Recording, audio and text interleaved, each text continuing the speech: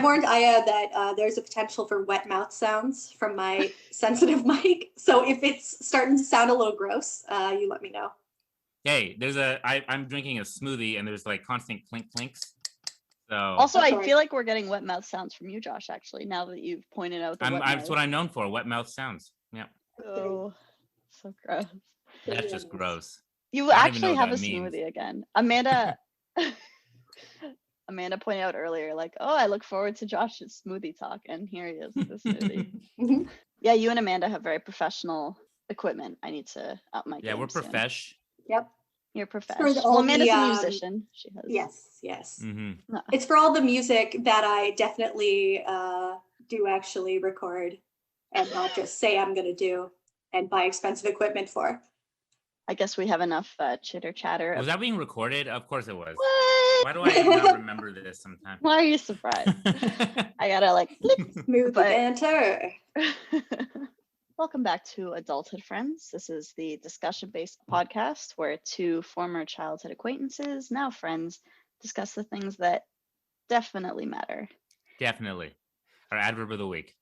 Yeah, and they definitely matter, at least today, since our topic is mental health. So what are some of our personal experiences with mental health, some of the challenges we might have faced as children and as adults?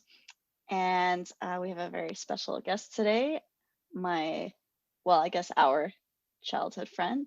Just give a hug all to yourself, Aya. Yeah, I was going to say Amanda Bell. Hello, great to be here. Yay, thanks, Amanda. And I'm Aya. And I'm Josh. Did we even do that last time? I don't even think we did. Sometimes we don't. And let's get into it.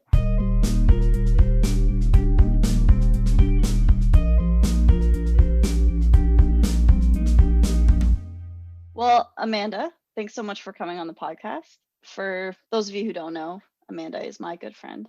I take full. This is my guest. Josh had the other. Yeah. I even have a nickname for her, which I mentioned to Josh, and he was like, "You need to sing that song." Mandini. That's right. Know. And I tried to retort. So I also call her Aini in response, but it really doesn't flow quite the same. Aini and Mandini. It came from, I think, because Amanda you did a project on Houdini sometime in elementary school. And then I started calling you Mandini for some reason. Yeah. Mm-hmm. I believe it. I don't remember it, but I believe it. I think so. I think I always wanted, like we all wanted to get nicknames for each other. And there was like a weird song that I mentioned to Josh. It was Mandini Patini, you love your linguini, and when you are meanie, you turn your hair greeny. That's right. Oh my God. That's so funny. Yeah. So that's a thing. Josh, do you have a song about her? Clearly not. I guess I don't have a song about Amanda, so I'm a lesser friend. Yeah. I think maybe this is sort of unique for the guests you've had so far. I have been listening to the podcast and enjoying myself very much. And in the case of both of you, I think we've kept up with each other, maybe not, super close at all points in the close to 30 years that we've known each other, but consistently throughout our lives have been connected with both of you. For sure. Yeah. I love that. You're awesome, Amanda. I'm just going to start off by saying that I'll give it to Aya. You guys are closer, but I'm still so happy that we have kept in touch. And I'm sure we'll get into some of that, but it's so awesome to have you on. Yeah. And I mean, we're kind of joking a little with the I'm better friends, but it was because. But like also kind of not, right? Also kind of not, yeah. But I mean, really, Amanda, you've been like probably the person I've been closest with since from elementary school. That's true.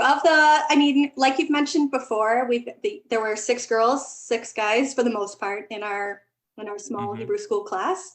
And of all the people in the class, Aya is one of the classmates is really the only female classmate that I still am in contact with regularly, and or at least like still have that ongoing connection where we try to see each other and try to stay connected. So same here. So to be clear, we were all in the same preschool together, the same elementary school together through grade 8, the same high school together, and then Did we break off around there? I think Amanda. I moved to Toronto. You moved to Toronto, and you moved to the big city. Well, we stuck back Well, in small London. But we've known each other forever, and hopefully we can post one of those pictures of us as like really little kids. Yes, I said I was going to send you all the all our class photos. I have all of them. We all look great all the time in every single one of them. Especially 11, 12, 13, those years were just killing it. Not awkward. Were you the one who sent that picture? There was like we should post this. It was a picture of me and Pierce and Michael. We both sent that to you, I think. Yeah. You both sent that to me at different times. Okay, that was because I sent it to you and you said Amanda. I know it's a bar mitzvah photo where everyone's dressed up. Was it a bar mitzvah photo? Young men in suits. Yeah. Oh, it was from a yearbook. I was like, blast from the past. It just like triggered even more memories. Yeah. That was a yearbook photo. Okay. Yeah, and it was funny because I went looking for other photos, and I found the one from us in preschool, and I don't know why I went through like a phase of drawing on those. So like I crossed out or like highlighted people's faces, but you can't tell who I liked and who I didn't like because everyone was just drawn on. So it's not the best. So you probably have a better quality one. What age was this phase of drawing on all your classmates? Whatever preschool was. We got the picture now. It's like, okay, I'm gonna draw. Oh, okay. At the time. Yeah. It wasn't like years later. I was like, I'm gonna draw on these little kids, these poor little, and they're like the cute. Everyone's cute when they're that age, right? So like, it's so mean. Like I'm just drawing on people like X. I don't want to ask who got X's through their faces. I'm just gonna leave it there. Well, the thing is, you can't even tell. I would also draw on people like to highlight that I liked them, but it still just looks like I drew on them. You can't tell. Like when you look back, you don't even know. You know. I know because I remember who I liked and who I didn't like for no reason. Like, did you hate me? I didn't did you hate you. cross No. me? I feel like you didn't even. I didn't exist in that world. I feel like it was separate enough. Yeah, I don't know that I actually liked anyone. Like I was looking at it, I was like, who did I like? I had my one friend. She had like she was colored on. Amanda, you're unscathed. I don't know what that meant. I'm okay with it. Yeah. Josh, I might have drawn on your face a little bit, but I'm not sure what it meant. It wasn't clear. It wasn't a giant X, so that's good. Yeah. You turned my smile into a frown. Yeah, I don't know that was possible. You always had like a big smile in those. I also looked pissed off in that photo. Amanda looks super cute. Super cute. Anyways, nobody. Yeah, Amanda, that's what I remember. You always were like super cute. That's how I would describe you. Super cute. Oh yeah. Yeah. Yeah. Because you were, I'm pretty sure you were like the shortest person in the class, right? Almost certainly, yeah. I think that's why we're always next to each other in photos too, because there are multiple photos where we're right next to each other. And we're the short kids put right square in the middle, where every little child wants to be. Yeah, exactly. It's where we all wanted to be. Those are the key spots. That is a lifelong thing for me in class photos or any sort of group photo event. It's always like, oh, get to the front of the middle, the short ones in the front. I'm like, oh, dang it. See, I always liked being in the back. Yeah, that's where you should go. Because that's where the tall people are. I was like, yeah. That's where the cool kids are. Okay, so yeah, we already went through how we know each other, going through our little list here. Well, actually, I had a question. I don't know if this is interesting to anyone. Yeah, go for it. But Josh, I mean, I think we connected, like we talked occasionally following high school. In high school, we spent a lot of time. We had drama class together. Yeah, I was gonna totally bring that up, but I was like, waiting. So we spent a lot of time together in high school. In that, and I had a lot of the same friends, so spent a lot of time together in high school as well. But in university, I feel like we maybe talked occasionally, but I wonder if was there sort of a break and then we reconnected when it feels like there was a bit of a break. LA? Yeah, well, you visited LA, but for some reason, this story until just now slipped my mind that when you came to the first time you came to visit LA. That was so good. Oh my God. That's a whole story. Okay, we'll get into that. Tell the story. Want to tell it right now? Should we get into it now? Okay. Everything's out of order. Who cares? We hadn't for a while, I think. It's when I moved to Los Angeles for grad school. Yeah, you came to visit, Amanda, and I said that you could stay in my house. I wonder if my landlord's gonna like listen to this podcast. Your landlord is not listening to our podcast. I'm going to pray that is the case. Uh, Yeah, you don't Okay, have to worry about those this is cats you have. 2013. This doesn't is matter. This is same landlord though. I have the same. I'm living in the same house. Anyway, I moved into this old Victorian mansion. And this was in my first year that I did that. My first year of moving into the mansion. I had lived in a different place the year before. So it's my second year in LA. And Amanda came to visit and I said she could like stay over. And you briefly like spread your clothes out on the couch because you had this like dress and it was all scrunched up. So you wanted to like, Smooth let it it out. breathe a little bit. And yeah. I had so packed everything in a sort of backpacker's backpack, so everything was just right. scrunched, So it was and I all sort of wanted squished. So to, you wanted to like, spread it out. And then while you left it on the couch, I brought you upstairs to show you around the upstairs in my room because it's a cool house. It's an old Victorian mansion. And when we came back down, your clothes were gone. They were missing. And we were like, what? Like, who took it? Where did they And I go? think my whole backpack. Was the I think backpack itself gone? I think so. Maybe. I guess I don't know. I don't remember that. But what I know is that your clothes were definitely gone. And so I ended up calling my landlord's like husband. And he like apparently it turned out the maid saw this clothes on the couch and she took it and she locked it in the closet. So we couldn't access the closet. So he had to come over and unlock the closet for you. And I remember you were like annoyed because your dress was all scrunched up again in the closet. But it was like held hostage, wasn't it? Yes, It wouldn't kind of. quite unlock it. At first, because they were basically, so here's what happened. I was a little unclear why this had happened, right? And then later that day, I got like a message from my landlord. She was like, we need to talk. And I'm thinking like, oh, okay. I was like, I remember telling her like, I'm not sure I can do it today. And she's like, don't mess with me. I'm like, what?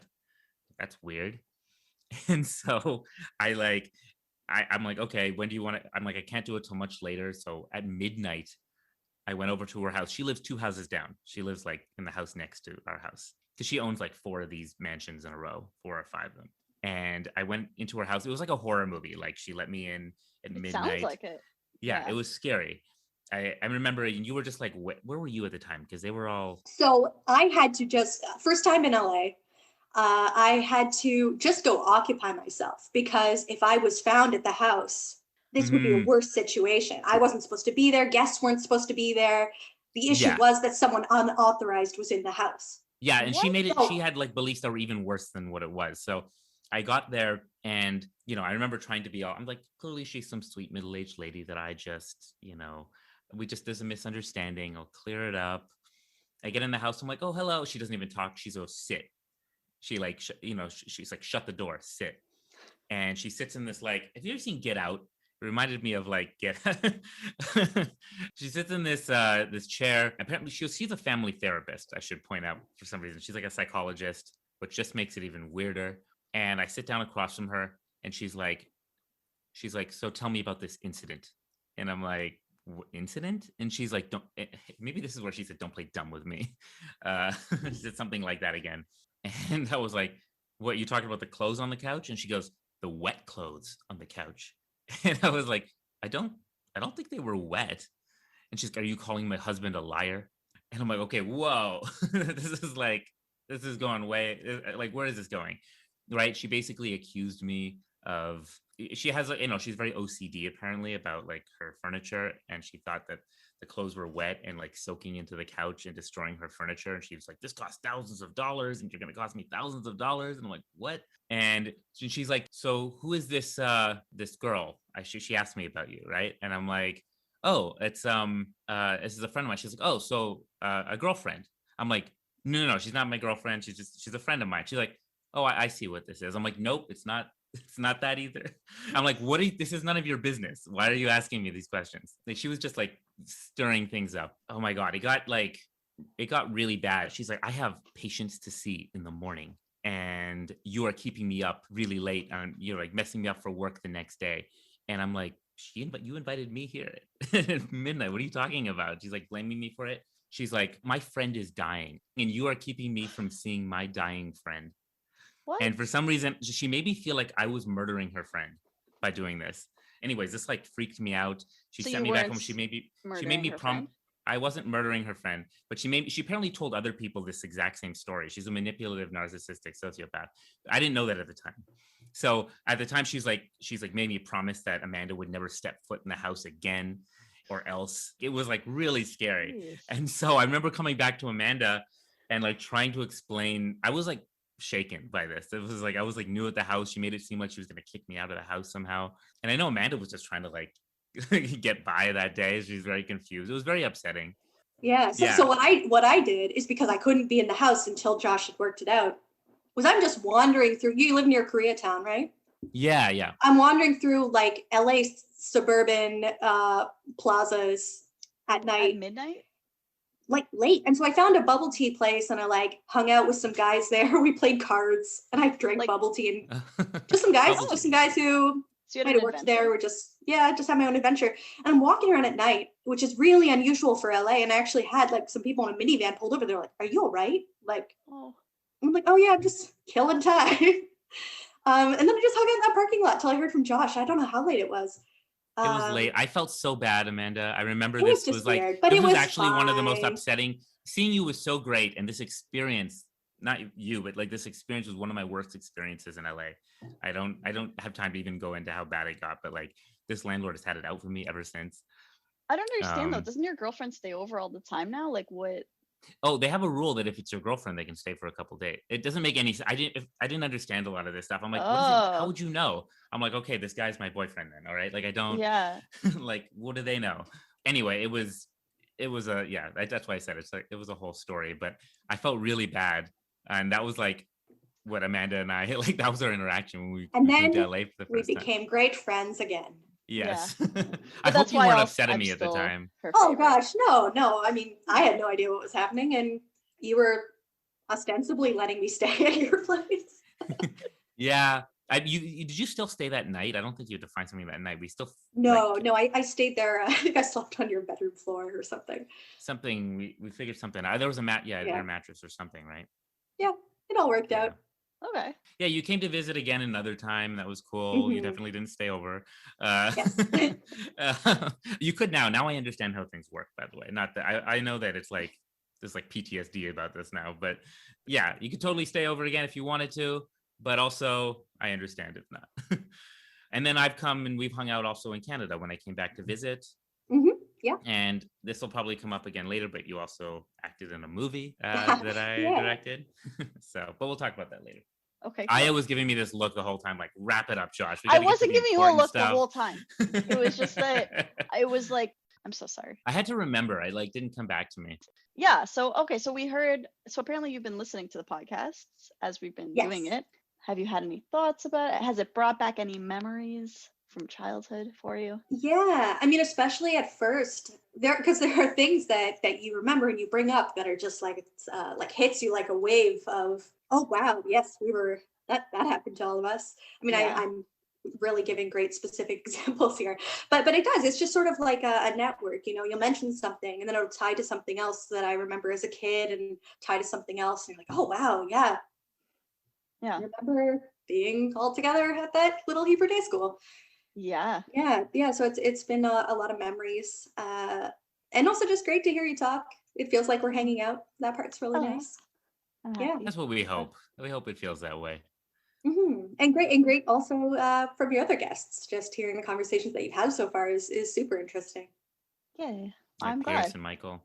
Yeah, absolutely. And also hearing what's so interesting is, you know, hearing about both your and their internal lives when we were little kids, because your internal life when you're a kid is like doesn't seem complicated at the time, and then, or at least to each other, you know, you're like a little bit flat to each other because you're figuring out yourself and you're still perceiving the world in 2D. I don't know, your cognition isn't fully developed. Josh knows way more about this, but yeah, that sort of you know, for example, Pierce and Michael and yourselves having, you know, these things going on in their heads that, you know, we don't know about when we're actually in it as little children. It's true. So that is a great segue into our next question, Amanda. Well, you don't have to start. We don't want to put that pressure on you, but either how did you perceive us, or how do we perceive you as kids? How do we perceive each other as children? Well, through me, I was super cute. You were super cute. Yeah. That is number one. You were the cutest little kid. And okay, I have to say, you have pigtails on right now. Yeah. That's like and flashing back already to like, I'm Yeah. like remembering you as a kid. With your little pigtails. It was so cute. And I remember you were really, I guess I'm sorry. I guess I remember you really being very artistic. Amanda, I was telling you on the phone, I found in my closet recently, I had like a paper with all these animals sketched on them that they were sketched by you because I asked you to like give me all the animals written out, drawn out so I could practice and like try to learn. Yeah, you were always really artistic, but like just smart in general. But I think you were particularly known for being artistic. I remember you playing piano and like various other instruments. So I think you were just like a very impressive child. And also just like I only play piano. You only play piano, but you were in Kiwanis. Didn't you sing as well? I sang, yes. Yeah. Okay, sorry. So 2 instruments, one being your voice. I don't know. Yeah, and I mean, we're like I said, we were like occasionally we were kind of friends-ish. Like we would kind of intersect at times, and like I remember having really fun conversations with you. Like there was one conversation where we totally lost track of time and got like left behind at Daniel Botner's birthday party. Do you remember? Yes. Yeah, we were having such a great time talking in the backyard. We were on the that great little swing set. Yeah. And everyone just packed up and went to the skating rink or the pool or wherever it was. So we were just hanging out in the backyard. Yeah. It was a skating rink. And it's funny because like in my mind for so long, that was the party where we got left behind. And I realized like we probably ruined Dan's birthday party because they had to come back for us. Do you remember that? Anyways, did we walk over to someone else's house? Yeah, because we were like, we're lost and left behind. So we were like, we're children. We were like, what's happening? So we walked out, and I was like, I think I know where we are. And we ended up walking to Alana Parrott's house because I was like, I know that house down there. So we'll get an adult to contact the other adults in this situation. Yep. And then they came back and they were like, where are they? So it was a whole thing. Anyways, but yeah, that's a nice memory. Yeah, so we have some fun memories together. Yeah. But yeah, I remember we were like friends, but we were never the closest, but we were also like occasionally we'd kind of get together to be up for some mischief. We're like the 2 small ones where like we could be mischievous. Yeah, it's interesting the way you put it, because well, when I think about you, I mean, I'm reiterating some of the things that have been said about you by some of the other guests and about Josh, but yeah, I mean, you were very like, you were very cool. You were definitely like the cool girl. Played in part when you were a kid, like, oh, your mom's a teacher, your mom's here all the time, that's so cool. I think later, I gained some empathy for, okay, but that's probably not fun all the time. No, it was pretty cool. She listens to this, so I like to. Yeah, it was super cool. She's the best. I loved having her around all the time. Yeah, and you danced. I always thought dance was super cool. That was something that I had no talent for. I was very impressed that you danced. It's funny because of being such a small class, like I felt very much like we're all connected, we're all family, we're with each other all the time. So yeah, we weren't necessarily like, I think through a lot of that, I sort of had my best friend in the class and you had your best friend in the class, but we all, very often there's all the girls would have sleepovers and we'd all hang out all the time. I feel like a lot of things were done in groups. But yeah, I think, I mentioned this also to you on the phone, but I should say, I think I was also a bit jealous of you growing up, like when I think about it now, and did some things to mess with you. I don't know why. I used to just lie. As a kid, I would lie just to like see what would happen. Yeah, so like I'd mess with you too, because I think there's like that kid jealousy where you don't know what to do with it. So you're like, I want to hurt her. Not like it's okay. Not like a really bad way. Who knew that was going on in little Amanda's head? I want to hurt her. Oh yeah. Well, we are definitely going to talk about this. But, I don't know what. Yeah, I was surprised when you told me that on the phone, like that you would have had any jealousy, because I was saying this as well. I always felt like you were like on your own, like you didn't care what anybody thought, like you did your own thing. And I think part of the reason that maybe we weren't as close was because I liked people who followed my lead, and I was like, she's not gonna, she does her own thing, she does not care what you like, not that she doesn't care, but like you weren't an easily malleable child, which is a good thing. Like you were like on your own. People can't see the hand motions I'm making. Yeah, Aya's doing this straight and narrow salute kind of thing. Yeah, she's got her own way. She does not care. And yeah, and I mean, I remember you had your own friends that you were already close with. So I was like, okay, I'm not gonna be able to infiltrate that friend group. So I didn't. But can you give us an example of how you used to mess with me? You gave me one on the phone. I don't know if you remember any others, but yeah, I'll give this one because I think it's silly. Is Aya used to have, like, we had not a sugar-free household, but we had like a fairly nutritious household. We didn't have a lot of like junk food or juice and things like that. And Aya had fruité, which for some reason was this like sugary fruit punch, and I really wanted it. And I took one of Aya's empty bottles after lunch one day, and the next day I went home and I like filled it with water and I added food coloring so it looked bright like a fruit punch. And I was like, Aya, I have this new flavor. Do you want to trade me for yours? I love it. You Also, did, like, I think immediately you must have known like this tastes like nothing. I only vaguely remember that whole, like, I remember the fruité, and I actually have thought about it. I'm like, I remember, so my mom, like, because I've talked to her about this, I'm like, what? You just gave me whatever I wanted. She's like, you wouldn't eat. You don't understand. I had to give you something that you would eat. So like occasionally I would have like just bread with ketchup and mustard on it because I would eat it. So she like, which is gross, but it was one of my favorite foods. So she was really like, she'll eat it. It's so gross, right? Well, I still defend that choice, but yeah, most people think that's pretty gross. So she would just send me whatever I would eat. So yeah, with the fruité, I don't think we realized how much sugar there was in that because it's terrible for you. I can't believe I drank a giant one like every day. It's really bad, but yeah, that's pretty funny. I'm sure I was just confused as to what was happening. I don't know. Who knows? Or maybe I was just a lot healthier Whereas that for me, day. like I put a lot of emotional effort into this route. Realistically, you just made me healthier because I drank water instead of water and food coloring instead of a sugar drink. Josh, how about you? What'd you How think of about Amanda? me? How about you? You You've know, been so quiet. It's very unsettling when you're quiet. I'm so see, this sorry. is why I I get know. conditioned not I to be. appreciate it. I appreciate that you were quiet because you let us like reminisce. No, it's great. I It's actually your don't have turn as now. in a sense, I don't have as much to reminisce, right? Like that. Like Because you're you not guys as were good clearly friends. a lot yeah.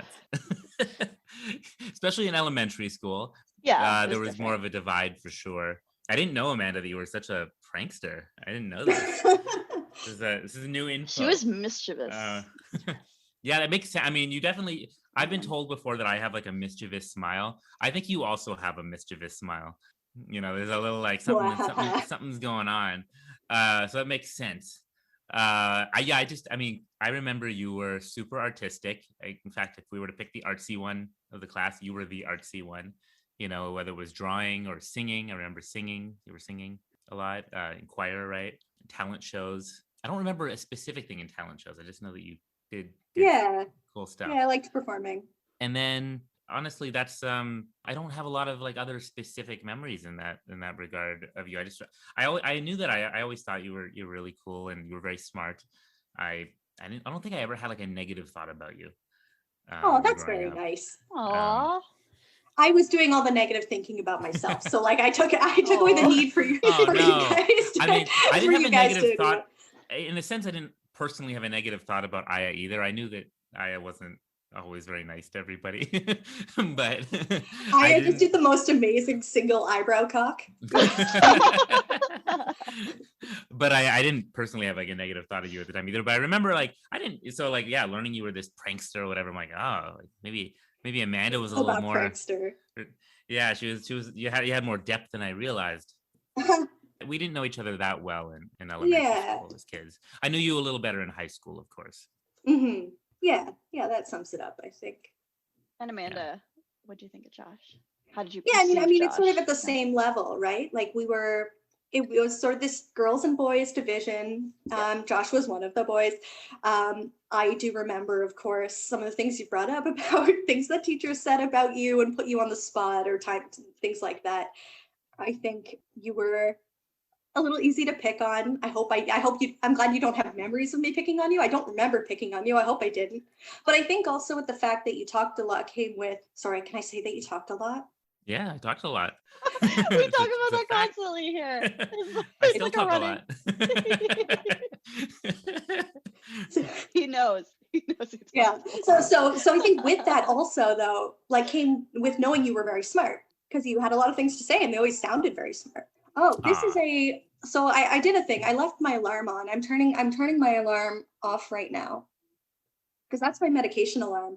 And I take medications for mental health both evening and morning. And I thought I should be realistic here. It's 8:30 p.m. And I take evening medications. I have them right here. I take a mood stabilizer called lamotrigine. I take a antipsychotic called quetiapine. That's sort of new for me last year. And these are medications I take to manage bipolar disorder. And yeah, I just wanted to be to bring you all into my routine. That's this is just sort of a everyday reality for me, and I thought I'd just let that interrupt whenever it did. Can I ask, when did that? I'm guessing this isn't something that you were aware of in elementary school. No, certainly not. So the way I guess I'll sort of describe the way I was in elementary school at least. So the sort of revelation or diagnosis, and as sort of diagnosis is its own kind of very fraught thing all over the course of my life. But the bipolar diagnosis came very late. And the way sort of I guess maybe broadly, we're talking about mental health today because I'm a person who has a lot of experience with the mental health care system, with dealing with mental health and having complications of mental illness throughout my life. And, so that's why, in particular, why I'm the guest on this episode. Is that right? Is that fair? Oh, no, I mean, it's not the only reason you're our guest. No. Not in a bad way. No, not in a bad way. I think that's I mean that in a good way. It was partly like who would be, I mean, there were a few options for who would be capable of it, like of talking about that, or who would be, I don't know about saying qualified. You just want me for my illness. Yeah. No, I'm not that. It's also your ability to be able to talk about it, though. I think you have you know how to educate as well. When you talk about that, I think that's quite the talent to have. Not that there's any kind of pressure to do that. It was more. But also it's you. We wanted to bring you on because it's like, Amanda. Yeah, and I think I'm happy to be here. I think it's partly, I mean, because we all talked about how we perceived each other as children, but it must have been so different. And I mean, we've gotten to talk about what it was like for ourselves to be the kid. Mm-hmm. What was it like for you to be a kid? Were you a happy kid? Like, were you was life? Were you just coasting? Like Pierce would say, he was just coasting happily along. No. So for me, mental health, or rather, sort of mental. The words aren't easy, but having sort of my mood and my behavior and sort of those issues around happiness, I guess in general, started manifesting pretty early. And very early on, I was really very angry a lot of the time, and I was really very sad a lot of the time as a kid. And I think I cried a lot and I was upset a lot. And a lot of that had to do with this is going to sound bad because I know my family's going to listen. It had to do with how I felt at home. And it wasn't that my family weren't bad to me, but I was just I had trouble dealing with my home life, and I was upset a lot of the time. I'd fight with my siblings, and I just really hated it. Like I remember one of sorry, you're gonna hear my voice crack a little bit, I guess, because it's an emotional subject. Yeah. Even though I like talking about it, so don't worry, don't feel sad or bad or anything, because I like talking about it, I like sharing. I remember articulating at a really young age. I remember articulating that I hated life. I hated my life. I didn't hate living, but I hated my life. And it was sort of this.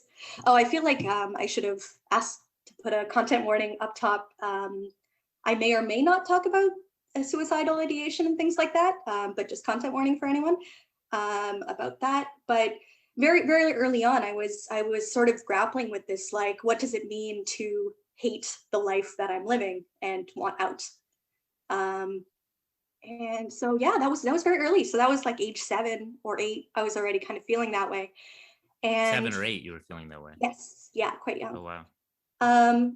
And I have a social worker mother who is very sensitive to this stuff and could see that I was in a lot of pain and things were difficult for me. And so I told Aya about this inciting incident. I think it's kind of funny. So I'll share it, which was, I think probably I would have been around 8.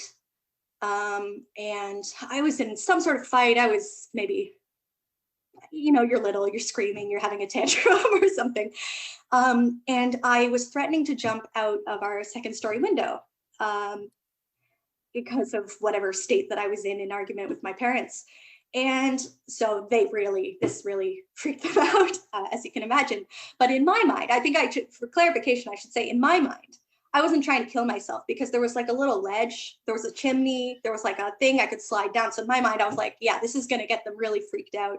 They're going to feel sorry for me. Yeah, I'm going to parkour down outside the window. I'm going to vault, do a somersault to the floor, and I'm going to be perfectly fine. And they're going to leave me alone because they're going to know that I'm sufficiently angry to do this. But that really scared my parents, as you imagine. Yeah. Yeah. We're laughing, but yeah, that's terrifying as a parent, I'm sure. Yeah. Sorry, parents. Oh, difficult. As a kid too, it's terrifying. You just imagine being a parent and being like, can we not have windows anymore? Like, if you're a parent, I guess that you start to think, like, what does this mean, right? Especially if you're that young and saying stuff like that, right? Yeah, and they were really worried about me, and so at that age, I think I was 8. Either way, it was under 10 years old, quite young. My family took me to a child psychiatrist, and I was quite young, but I remember a lot about the waiting room. They had these great, the I Spy books where you find all the things that are on the page. Great times spent, elementary school and high school, great times spent in psychiatrist waiting rooms. Just hours of the day reading highlights magazines, Reader's Digests, just great time in the mental health care system. Sorry, back to childhood. So I saw this guy. He was in my head, he was an old man. He probably wasn't that old, with a beard. And we just talked, and he sort of asked me what made me angry. And I don't remember a lot, but I remember just sort of like pulling my sweater up over my head and just sort of wanting to disappear. And I really believed at that time, obviously, in retrospect, there was like a lot of chemical imbalance things that were going on that were making life really hard to deal with. But at the time, I just thought it's my home life, it's my family, it's my siblings, like they are the cause of all my problems. If they just left, life would be fine. If I didn't have to deal with my family, they're the cause of all my problems, because you're little and your life sort of boils down to your family. So yeah, I saw this child psychiatrist, saw him a couple times. At the time, they don't really tell you like what they think, like a diagnosis or anything. Apparently he did tell my parents that I was depressed, but I think they didn't know what to do with that information. I don't think I saw him all that long, but just enough to sort of get that information, I guess, and decide what they were going to do with it. I should say, so I was quite unhappy at home, but at school I was pretty happy because I wasn't at home. And I think at school I was happy, and I liked my teachers, and I liked the school. I liked my friends.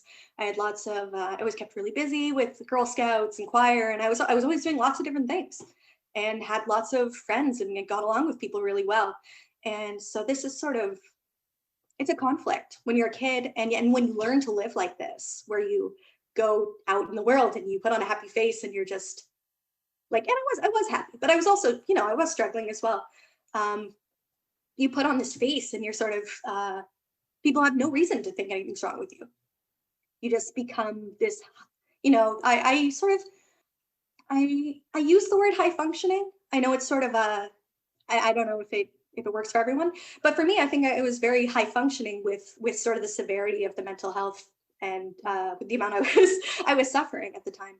And yeah, when you're high functioning, it's a double-edged sword. You can be very successful. A lot of things go right for you, but then no one knows. Yeah, you definitely seemed high functioning from the outside. If that's what you weren't sure about saying. I had no idea. I would have definitely said high. Yeah, I remember you were even in high school, like we were in the, like, I guess you'll get to how things had progressed from then, but I remember we were in like the math class with all the geniuses and you were among the geniuses. I was like struggling. I was like, I don't know why I took this class, but at least Amanda's here. So it's still fun. I was going to add on too. Like I remember, yeah, in high school, as I said, that's when I thought at least I thought I knew you better. Uh, that was, we were in drama class together, right? I don't know. How many years of drama did we take together? I took drama all 4 years of high school, but I don't know how many. We might not have been in the first. At least, were you with Mr. Wintercorn every year? Yes. Okay, so the very first year I had a different Holmes, was it? Miss Holmes? Wow, that just came back to me. Yeah, I had her in my first year, weirdly enough. But then, yeah, Mr. Wintercorn onwards. But anyway, you and I, we did a lot of drama stuff together, you know, a lot of plays and, you know, saw a lot of sides of each other in that regard. But I literally, I had no idea that you were struggling with anything else like that. You always seem so, I don't know, cool on the surface. Yeah. I mean, I guess that's all I would have wanted at the time. So, which is funny in retrospect, you know, at the time you sort of wish, oh, you know, it would have been really great if people had seen how much pain I was in or the difficulty I was having. Yeah, it's this, especially when you talk about drama. I mean, this is a little bit related, a little bit not, but I have this very complicated relationship with attention because I love performing. I love bringing joy to people through the things that I can do. But I also don't want them to look at me. Look at me, but don't look at me. But yeah, notice me, but also don't talk to me about it. And don't tell me what you think.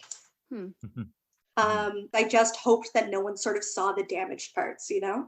You want them to see, you want them to see, you kind of want them to notice, because it'd be great if someone was, there's a thing that's really difficult about mental health, and this is something I think everyone who struggles with mental health knows, is it's so lonely. It's so lonely. And so you want a friend in that. But then even having that noticed is sort of an acknowledgement, at least because I think things are much better in terms of talking about things than they were surely 2 decades ago. But yeah, if you talk about it, it's like, okay, we're admitting something is wrong, and that's not good. I have a question for you, if that's okay. This is just something like I felt personally. I wonder if you can relate on this. Like drama and things like acting, you get to pretend to be somebody else. You know, you get to pretend to have a different life. Were you drawn to that sort of thing and performing a little bit because of that too? Because you get to kind of escape your issues in a sense? Because for me, that was definitely the case at times. Yeah, I think it did provide a relief. It was this play space, you know, where you got it was very much, and also that you get to do it in high school and you just have this big black room with black curtains, a black blocks where everything is just what you want it to be. And yeah, you get to pretend to be other people. And sort of to that end, that's why I hated improv at the time, was because that was the part that was organic and supposed to just come from your brain. I'm like, no, this is the bad stuff. I don't like this part. And so improv class, I had dive deep like that. No, and also just worried, you know, what'll come out if I just am naturally flowing, you know. So it sounds more to me like a struggle with vulnerability. I don't know if I can put it that way instead. So it's more like, I want you to see me for who I am, but it's super scary to do that. And there are parts of me that I don't really want you to see, but ultimately it would feel good, even though, like, because even coming on this podcast, well, I won't assume how it feels to you, but every time we post an episode, especially one where I've divulged anything even remotely personal, it's terrifying. And I'm like, why am I I don't want to do this. Why would anybody? And then it's like, but you also, like, when else do people get to know you, right? Like, how often? And when people respond to things, it feels like, wow, feels like you're not. Be therapeutic too, yeah. It's very therapeutic, yeah. I'm sure there are much better explanations of. No, that was perfect. Yeah, that really encapsulates it well. Vulnerability is such a huge part, right? Yeah. I have 3 siblings. I'm the oldest of 4, and we're very, very competitive household because it was just, you know, we're all very high performing people, and we all have lots of interests, and sometimes we had the same interests, and so. Yeah. You know, what happens when there's competition within the household? You know, you can't be vulnerable in your family, otherwise you're your siblings are going to jump on it. It's not like we were so terrible to each other, but also, when you're kids, you kind of look for each other's vulnerabilities. You kind of, poke at each other, test boundaries. And so being vulnerable also is, it's a liability in a big household. Do you feel like you spent a lot of your time, like much of your time, trying to hide who you were? Like, or not hide maybe who you were, but hide this part of you? Like it was always trying to get out and you were trying to hide it? I wouldn't say so, because I think sort of what I was talking about, the way I sort of projected myself as a kid as being sort of like going my own way and being pretty strong-minded. I think I had a good sense of myself, and I was happy with who I was. If that makes sense. At the same time, I don't know that it was so much hiding it as sort of just almost just pretending it doesn't exist, Right. Right. So then for you, like you didn't, I see there's a difference there for sure. And yeah, it was sort of like, you leave your house and you just try to shake it all off, and I'm a different person out here. Like going into the black room of the drama class. Yes. Yeah. And when you're talking about vulnerability within the family and with the siblings, did you feel like some of your struggles with mental health as a kid might have been part of that, or might have been fodder for the siblings? And I mean, you got it. Yeah. Well, yeah, and it was something that there was a lot of stigma with it, because I was the oldest and I was going through something, so it was very visible.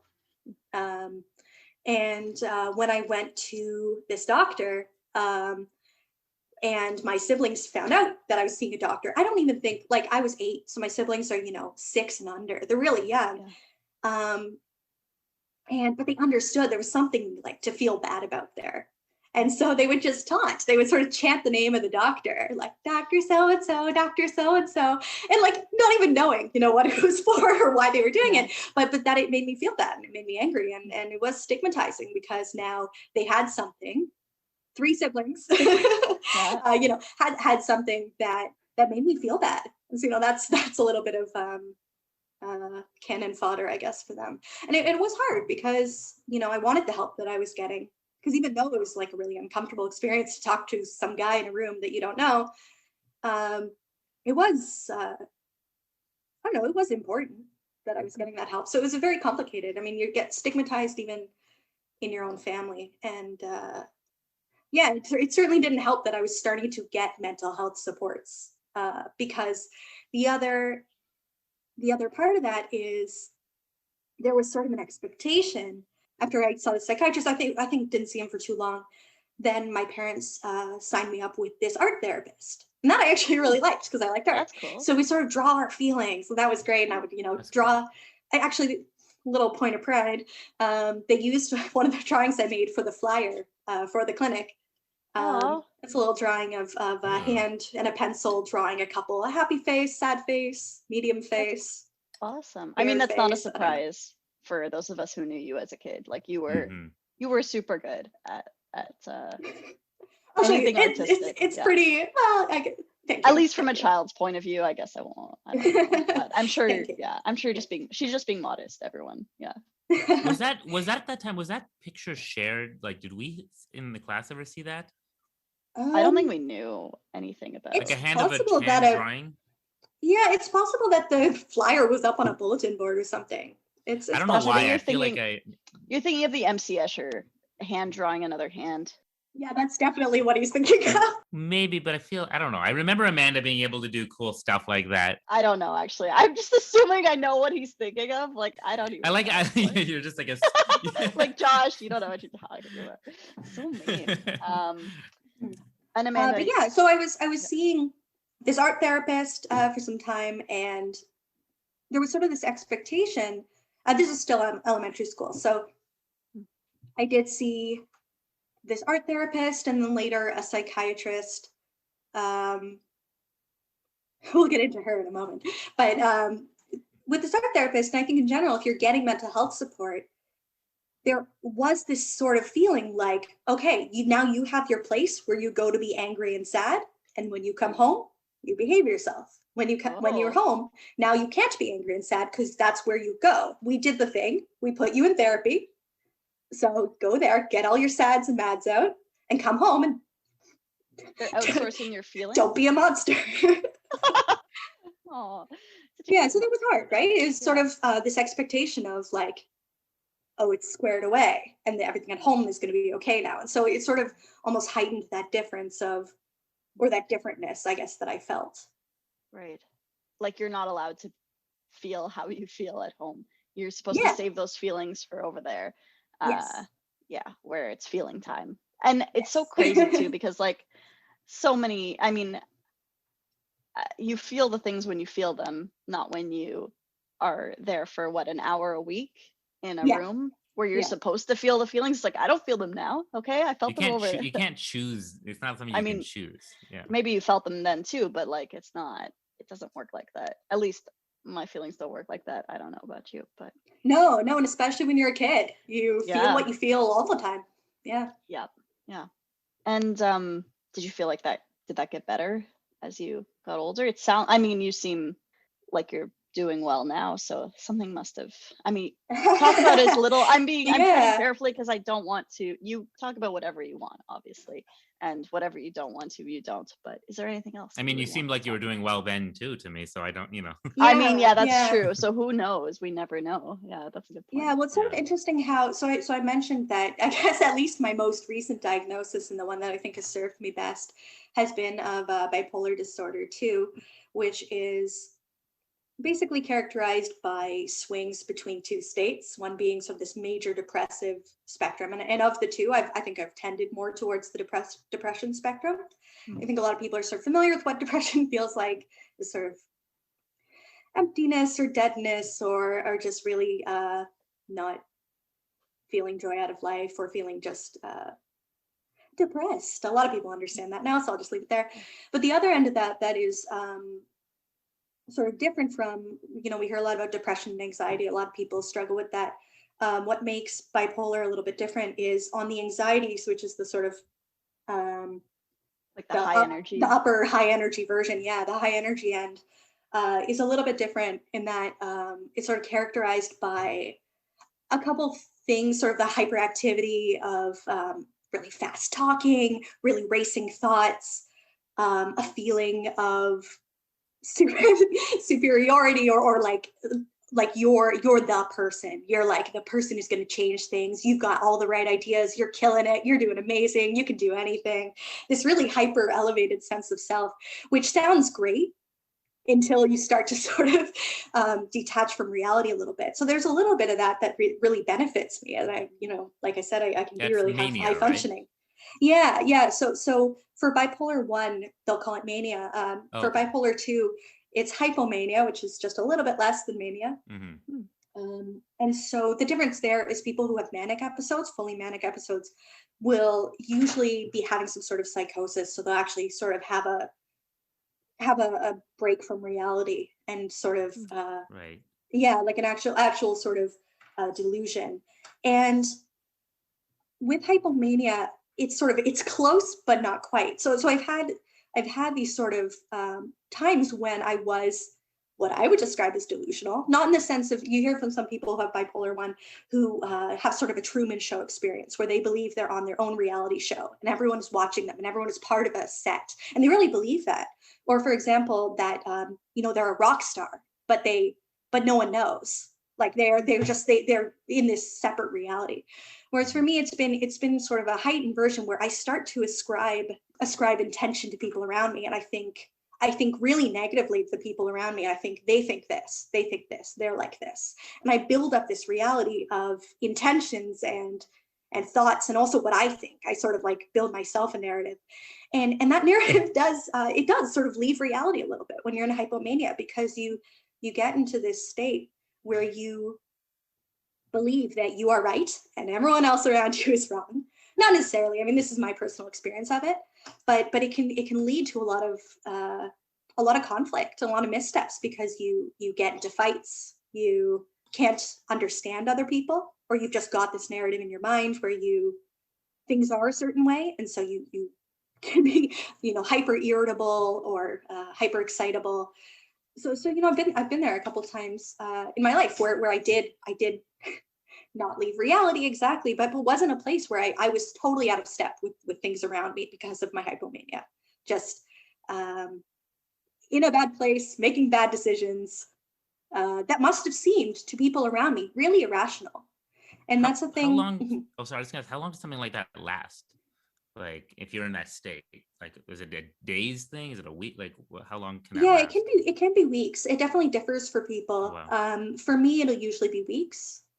The thing that is sort of like it really depends on the kind of care that I'm receiving, because at times where I was getting really good talk therapy, and this was even before I received my bipolar diagnosis, but when I had good talk therapy and a really great psychotherapist who understood me and knew what I needed to get out, a lot of times the hypomania can be broken. Like, it is a chemical thing that's going on. But what can really stop it short in its tracks is if you realize, oh, I'm not operating in reality right now. And then if that happens, you can sort of, the processing starts. So you can kind of process your way out of hypomania, at least for me. Wow. Yeah, so even an example from a couple weeks ago, there was maybe months now, but at work, I was feeling a lot of pressure, just normal situation, work pressure, a lot of assignments, a lot of things have to happen all at once. And I was beginning to watch myself say things to people that I wasn't in control of. I was noticing myself say things to people like, I hope you know that you called me and you're actually really bothering me right now because I'm busy. Like things like, just really passive aggressive stuff. That seems aggressive, not maybe it was aggressive. And I was thinking, like, all these people, they're asking so much of me. It's really unreasonable. And just feeling all these really negatively about work, feeling really negative. And that evening, I smoked a bit of pot. That's a thing that comes with hypomania as well. For a lot of people, is risk-taking behavior. And I'm not saying having some weed is risk-taking behavior, but I don't usually smoke. I don't usually drink a lot. But when you're hypomanic, you kind of want to do that. You start pushing. You start drinking. I start drinking. I start smoking pot. Everyone. Can I say that? This is broadcast in the States. Are they going to arrest me? No, I think we're allowed to do it in the States now. It's legal. It's legal in Canada. We're good. So she's doing it in Canada. It's so fine, risk-taking behavior. I smoked a little bit, and my brain and the processing started, and I snapped out of it. Not snapped out of it exactly, but I thought, oh, you're hypomanic. That's what's happening. That's so obvious. Like once you can kind of put it together, recognize it, and pull it apart, you can start to work your way out of it. At least that's kind of how it works for me. Is it kind of like when you're like dreaming and then you realize you're in a dream and then you wake up because you like a lucid dream? Like your lucid hypomania. It can be like a little bit. Actually, you can manage to stay asleep, but like when you realize you're dreaming, that's when you can wake up. Yeah, I think it is a little bit like that. Like I won't tell too many more stories, but work, I work. No, please tell as many. Yeah, stories are ideal. Stories are great. I work in the healthcare sector. Right now I work in public health. Before that I worked at a hospital, and I would feel this intense pressure. I would feel a lot of pressure, partly from I worked for a person who wasn't a very good leader. I was actually a bit of a bully, and so that definitely didn't help the situation. But I was feeling a lot of pressure, and you're surrounded by people who are in the worst. Some people are in hospital for good reasons, but lots of people are in hospital for bad reasons and for very scary reasons. And there was a lot of heightened emotion all the time. And so that affected me a lot. And I was getting so sick of office politics, which everything has. But for me, it was the stakes were so high. I could not understand why people were messing with me. Why is everyone trying to thwart me at every turn? Like, I have the answers. If only people would just get out of my way and stop pulling this bullshit. I don't know. So as you can imagine from the way I'm telling the story, I was becoming hypomanic, and I was assuming that everyone was out to get me and that everyone was intentionally trying to ruin my day, what have you. And I was very lucky, actually, that the mini explosion that I did have, which was I just happened to be in a meeting with someone who saw the way I reacted, because I really went off on him unfairly too. I was like, what is this shit? What's happening? Why is this happening? Like, why are people doing this? And he saw it. I was really lucky that he was a person who himself had mental health struggles. And without calling it out, without saying like, hey, I think you need to chill and go get checked out, what he told me his own story about being in a place at work where you are feeling, in his case, suicidal, and feeling like letting work get to you in that way, and coming through it. And it's sort of something about it, the way he was saying it, I was like, oh my God, oh, mental health, oh, this is, oh, okay, all right, oh, okay, I gotta go think about this, I gotta and again, another turning point for a lot of times for me, these hypomanic episodes, whether they're days or weeks, that's usually how they kind of culminate, is a little bit of you realize, oh, I'm really out of step, there's something going on. Yeah, that's self-awareness. And I mean, it's so, I don't want to say lucky, but like, I mean, I would feel so grateful when if something like that happened, to have that person help you out with recognizing it, or kind of like triggering that self-awareness for you to realize like, oh, something's not right. I mean, those people they make such a big difference. So I mean, it's part of why, like, I know people hear mental health, everybody hears it all the time as like, but this is part of why it needs to be more like maybe education on this a little bit. That's why more yeah. people need to be aware of it, because then when someone's going through something, you recognize it. You recognize like what's happening for someone else, and like maybe instead of being like, oh, that person's I don't know, just dismissing it, you're like, oh, something's happening, and I know how to. I mean, how many people really know how to deal necessarily? Maybe not that many, but like, it's like I wanted to follow on what you're saying there, right? And yeah, maybe Amanda, you can check me on this, but there's like a number of different elements of education with it, right? There's educating on mental health itself, but also how to talk about mental health, right? Because the words you use, the way you talk about it, the way you respond to it, that matters, right? Because sometimes if we go the wrong route there, we can exacerbate a problem, right? We can make things worse. So it's really good. So it's really helpful to have the education to know how to recognize what something is. I remember just even with my dad, when I recognized like, oh, these arguments I'm having with my dad, that I'm like, oh, he's so irrational about this or that. I remember having that moment of clarity, and I was like, I'm not arguing with you, I'm arguing with your anxiety right now. I'm like, once I understood and saw the signs of this is his anxiety talking, I had to tackle that a little differently, instead of getting on the defensive and attacking back and exacerbating the problem that way, right? Making this vicious cycle. Sometimes you can, maybe I'm wrong, but you can like stop it in its tracks just by like getting to the root, getting that insight there a little bit, right? Getting to the root of the issue. Yeah, I think so. A lot of it has to do with recognition. Like I said, for me, like the things that always pull me out is that self-awareness and recognition, which is what, I mean, a lot of people treat bipolar disorder with medications. I do as well. But a huge part of that is behavioral therapy. That is one of the proven effective treatments is to, mindfulness is a big part of it. But recognizing, oh, this is what it looks like when this is happening. And I mean, I'm definitely not knowledgeable in behavioral therapy. I haven't done a lot of it, but it is so much about recognizing that in yourself, recognizing it in other people. I'm guessing recognition is obviously not all of it, right? Like just being like, okay, I have a problem, I'm not cured. It's not like gone, right? But just it's a step, right?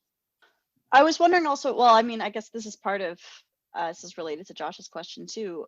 Did you do, because I mean, like the one that most people have heard about is CBT, like cognitive behavioral therapy. There's also DBT, dialectical behavioral therapy. That's the one I took a group on that. It was like emotion regulation, but it was dialectical behavioral therapy, which was really, really interesting. Was it either of those, or just was there something else? If you want. Yeah, so dialectical behavioral therapy, DBT, is indicated for bipolar disorder. Okay. I have a workbook. I've opened it 3 times. What is her name? Marsha Linehan? No, I don't. She's the main. Okay. She's the DBT person. She's one of the main DBT. I think she might have been the one who like coined DBT. It was initially for like borderline personality disorder, but it's useful for most things now. And I loved it. I honestly, like, I mean, I guess the experience is different for everyone, but like a lot of it, to me, I mean, if you narrow it down a lot, it was because CBT for me was like a lot more thinking. And I was like, I don't want to be in my head anymore. The point is I need to get out of my head. So for me, DBT was more like, it was almost like more physical based. It brought you back to like, so anytime I have like a thought or a feeling, like I suddenly feel like out of, like my emotions are out of control, I'll be like, what does this feel like? And that's kind of what it sort of taught us to do, at least this group. I mean, there's lots of parts of DBT, but like, so it was like, what does this feel like? And be like, oh, okay, it feels like a burning in my stomach or something. And you start to notice how it actually feels. And it apparently that rewires your brain somehow. I don't know. But anyways, I'm just blabbing on. But no, that's great. I don't know. May I ask what prompted you to take CBT or DBT? Well, I just eventually I was like, okay. Well, actually, someone was like, I think this would be useful for you. Actually, someone I was seeing at the time, and he had gone through this group, and he also had anxiety, and he was like, I'm pretty sure you have anxiety. I think you should probably, you might want to do something about that, and maybe, and I mean, even just like he was kind of using some of those techniques, and I was like, oh, this is actually helpful, because I had tried to look into CBT and some other things, and they didn't really, not that they didn't work, I probably wasn't doing them right. It's different when you're trying to do something on your own with a workbook and when you actually go to a group. So when I was initially, once I started medication for anxiety, just like generalized anxiety, I also, part of it is like to also do therapy at the same time. So I did this group therapy session, which was actually, I don't want to say it was fun, but I loved it. It was it was kind of fun. One of the girls there also told me that I should be a stand-up comedian. So you should be. Thank you. I shouldn't be. I would not be good at that. But so I loved that group, because I was like, oh, I have an audience. I get to talk about all this stuff that and people were relating to just the basic crazy that goes on. I shouldn't use that word. That's actually a pretty. You know what? Policy on crazy is if you have a mental health disorder, you're allowed. You can say. Oh, cool. I don't know. I mean, generalized anxiety is it's so common that I don't know how. Well, I shouldn't dismiss it. Okay. Anyways, just everyone with it is like, what the fuck? You say that you're talking about anxiety as someone who doesn't like, I don't think I have like anxiety disorder like that, but I've noticed that it seems to be one of the hardest to kind of recognize in other people, to understand that it's a disorder. I feel like we haven't taken that seriously as a disorder for a long, long time. And more recently, I think people are getting more educated on that and understanding. But I think we used to handle it so wrongly because we didn't recognize it as a mental disorder, a mental health issue. Absolutely. So I've debated between, is this just my personality, or do I have some kind of anxiety, or is this is just how I am, right? Because I've always been like this. It's never been different. It's not like, oh, I was fine and then boom, I had anxiety. I was an anxious kid. I was an anxious adult, whatever. But so if doctor, who I was also close with, just said no. And I mean, he had a good sense of humor. He was partly joking, but he was like, you don't have anxiety, you're just Jewish. And I was like, oh, okay. Classic. Yeah. So I have wondered if I truly have anxiety or if I am just Jewish. You know what, Amanda, correct me if I'm wrong here, but like, isn't something considered, like, there's a threshold when we consider something disordered, right?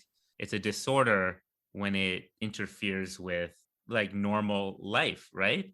Oh gosh, I mean, you would know that better than I do. Yeah, Josh, I don't know. You're a mental health dude. Okay, I'm not obviously. Okay, don't you have a psychology? You're the neuroscience I have a guy. neuroscience psychology degree, but like, it's different also than having like a personal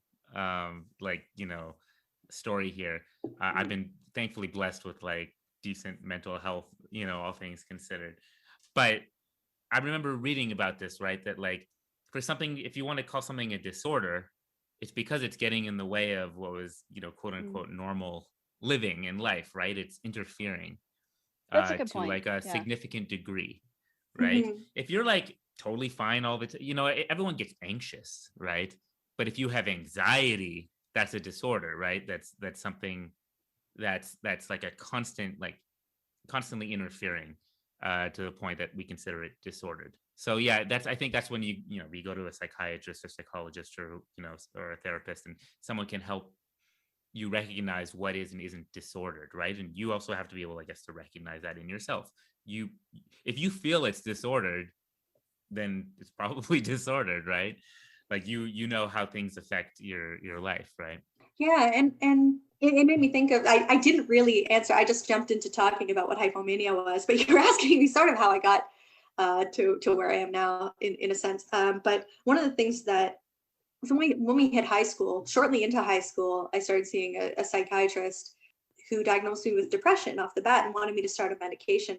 And there was something kind of freeing about that, to say, oh, I've been feeling so miserable for so long. There's a name for what this is, and it is a scientific reason why everything feels so out of whack. She was wrong. I didn't have depression, and antidepressants actually can make bipolar mood cycles worse, more dramatic and more frequent. So, bad psychiatrist. I'm wagging my finger at you. Oh, so wait, She so was bipolar though, does it, correct me if I'm wrong, it shifts though between like depressive and manic kind of modes, right? yes. But it's not depression, is what you're No, saying. no, it's not, because the treatment for depression usually will be an SSRI, selective serotonin reuptake inhibitor, and it's medically different, and kind of the treatment is different Right. based on your some mood tendencies. Different medications will have different effects. So And the kind of different fun thing neurotransmitter about stuff going on.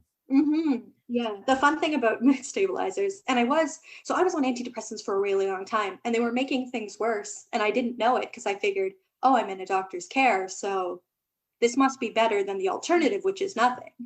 So I'll just keep on this path. And I was on all sorts of antidepressants through high school, and they kept switching because, oh, this one isn't working, so let's try a different one. Let's try a different one.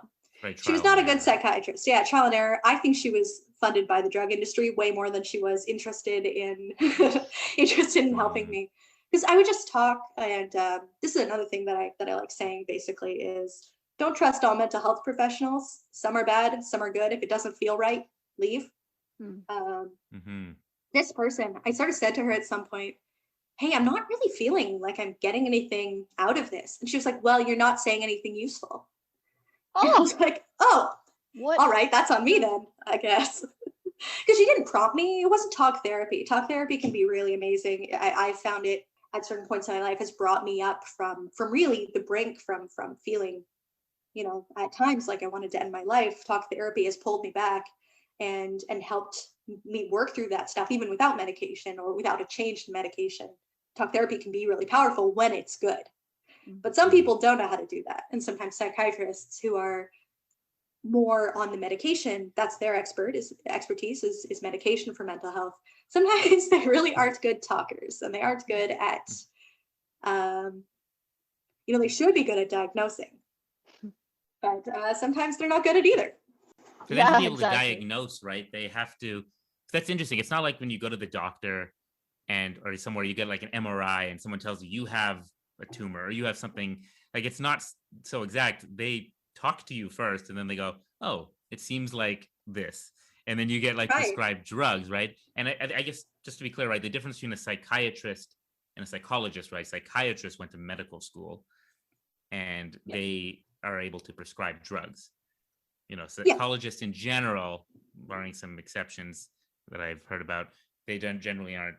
Their job isn't to prescribe drugs. Their job is to more. You could be talking and that kind of Yeah, therapy. psychologists usually work from frameworks. Their job is to apply many of the clinical frameworks that they understand about how the brain works, about how families work, about how people work, to apply those frameworks and find out what you need.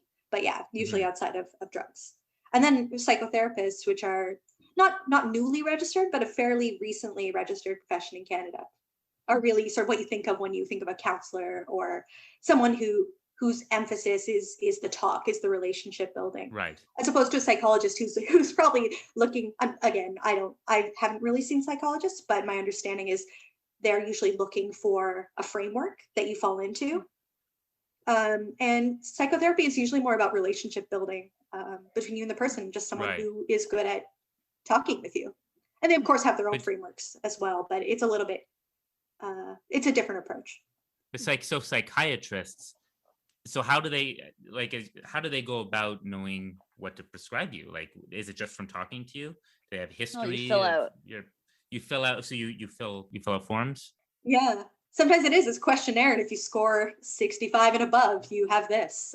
And of course, that's with mental health. There's obviously so much more nuance. So I think I expect for a lot of people there's trial and error in terms of finding out what works. But it is really hard, because it's not like you can take an X-ray and see, oh, this person has this particular disorder, or maybe no disorder.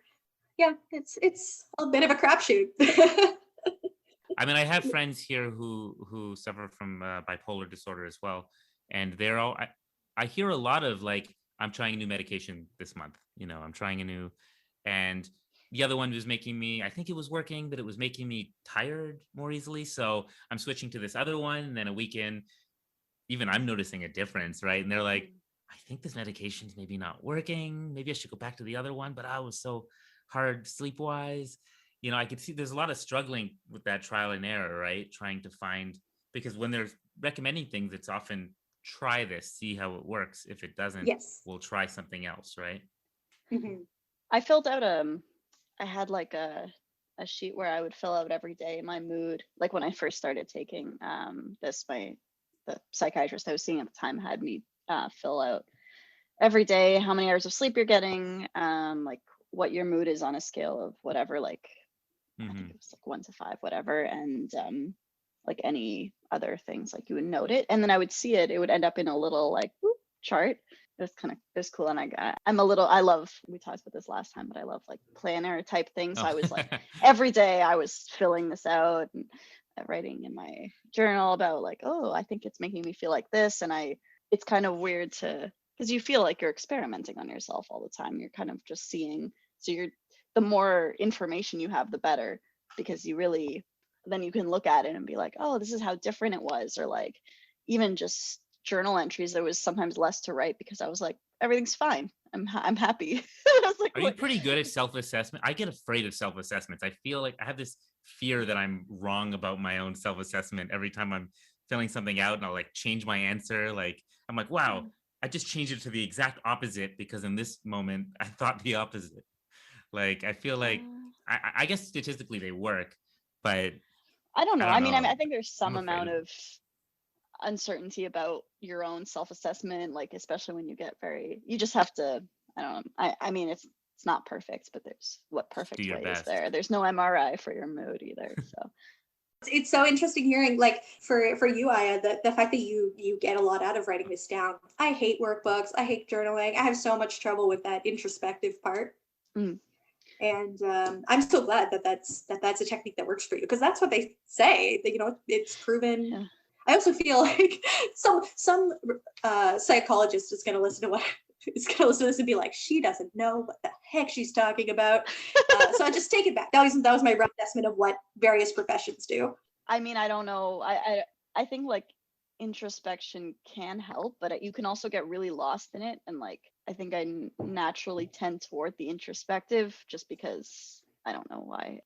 I'm very comfortable alone, and I think part of why that is because I'm very okay just being in my own head, to the point that like when I have lived with other people, I'll jump whenever someone comes in the room or I walk by them. I'm like, oh my God, like as if I've seen a ghost. And one boy was like, you don't live alone, right? I'm like, God, I was spending some quality time with myself. All right. Yeah, I get really stuck in there. So I mean, it can be good and it can be a tool, because like, I mean, I think it was good for being on meds for the first time, because I was like, I have been analyzing exactly how I've been feeling. And I remember noticing as well, like from the first day, they were like, you probably won't notice anything. And I was like, okay, so I'll wait a few weeks. The next day I was like, I feel totally different already. Like, and I thought maybe it's placebo effect. And then I was looking into it and I asked, and she was like, It depends. And like, if you like pay a little too much attention to yourself, uh, so I'm just very self-involved. No. That awareness is important. It can be helpful. No, I don't know. I'm just trying No, it's good to have that kind of awareness, because then Fair. you know best how you feel, like you should at least, right? So like, again, you're going to know better than hard. somebody, unless again, like, unless someone can give you a test that like measures your brain or body in like mathematical accuracy. Yeah. What you tell them about how you feel Yeah. is going to be the best assessment, right? No, in that case, it was very useful because I could explain. I remember explaining to her, like, it feels like, I mean, so this is an SSRI, just one of those most common ones. And I was like, it feels like an electrical wire that was like having sparks and stuff, like like a bare wire has an insulation on it. And just, I don't feel like my emotions are like sparking off in my at myself constantly. So it can be helpful for sure. I don't know. Did you ever notice like big differences like that, Amanda, when you? It's hard to think back to sort of when I first started on medications when I was 14, I guess. Yeah. I So it'd don't be know. like I grade think 9. there's Right? grade 9, very close to the beginning of high school is when I started going on medications. And I think there would be a little bit like of maybe it was optimism mixed with, mostly when you're a teenager, your brain is busy. You're doing classes all of a Yeah. sudden. It's a totally different environment. I wasn't paying that close attention, but Oh, I would feel generally, at least with antidepressants, like there would be some positive growth, and I'd feel good, and then it would plateau, and then I would nosedive, and I would feel really bad, and I'd go back to the psychiatrist, and I would say like, "This isn't working. Okay, we'll switch it. We'll just try another one." And at that time, because I was still having what I know now were hypomanic episodes or long periods, it was like, oh, well, you probably also have ADD. Let's throw some ADD meds in there. Oh my God. And then when I was on ADD meds, I was the free cell queen. I would sit and I would play free cell like all weekend long. Just play So game funny. after game of free cell on the computer. Yeah. And I mean, that wasn't, no, it wasn't, and I'm not saying anything about those meds. It was just how it worked for me. But it was only so, I operated on this assumption that I had depression for a really long time until I was, I guess, 26 or 27, when I was really bottoming out, and I had been on Prozac for a really long time, and I was feeling terrible. A lot of the time I was feeling, suicidal for long stretches of time. People could see at work, like I had this like far off look in my eyes. I was just, not present and feeling.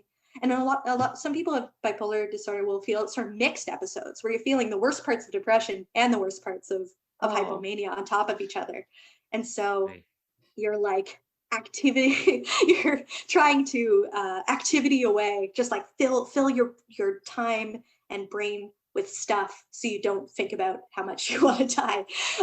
It's so it was only when I was really, really in such a bad place, I was like, okay, I got to change something about this. And I started to go on a mood stabilizer.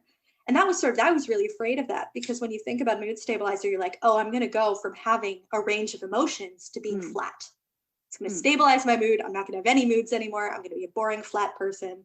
And I don't want that. And that was scary, but I was in such a bad place. I was like, okay, I'll take it. I'll do it. And that one I did actually start to feel. It's a very slow, you go up on, so this is lamotrigine, which is an anticonvulsant. So actually people use it, who have seizures use it. And for whatever reason, it works for bipolar disorder. They don't even really understand the neurochemistry of why it works. It just happens to. But I felt that I really started to feel the change. There was at first this feeling of, there were some weird parts as I adjusted to it. Like I was sort of looking at myself in the mirror and I didn't recognize myself. And there were sort of these weird sort of sense of relation to myself, things that were happening. But once I came over the hump, I started feeling calm. And I hadn't felt calm in so long. And that sort of calmness and at peace with just being myself, and like actually having sort of capacity, feeling like you have time to breathe and to not. Wow. Yeah, it was like space was created in my life. I mean, that's huge. Yeah.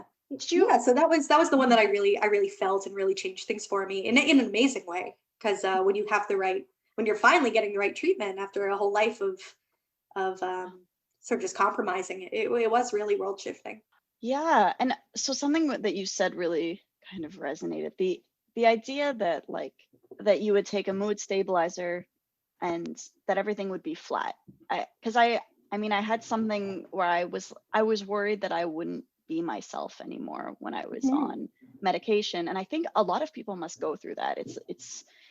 I mean, it's almost like you identify with your whatever they are, whatever those mental health issues are, you kind of identify with them. Oh, They're like that's you. yours. That's you.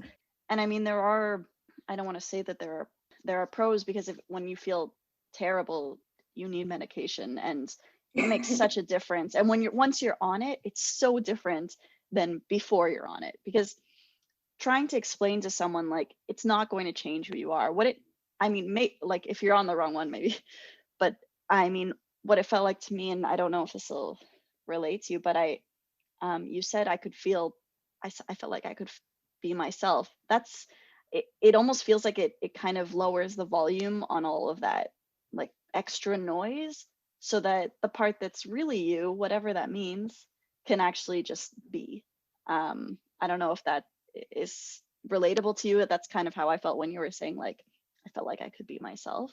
Yeah, absolutely. Just like whoop, just lower the whatever it is. I mean, that's obviously an oversimplification, but yeah, well, a lot of people think about at least if you have your anxiety, which is that heightened, basically hyper stimulated or hypostimulated. You're either like, if you're not regulating well and you're exceeding I'm an engineer, so this is like there's you are an engineer. Yeah, we should mention that. I was hoping to ask you this in a sec. Yeah, there's control limits. There's upper control limits, lower control limits that correspond to acceptable moods. When you're not regulating well, you are out of your control limits. And when you're doing well, you're staying within your tolerance and you're hitting your 6 Sigma quality on your mood.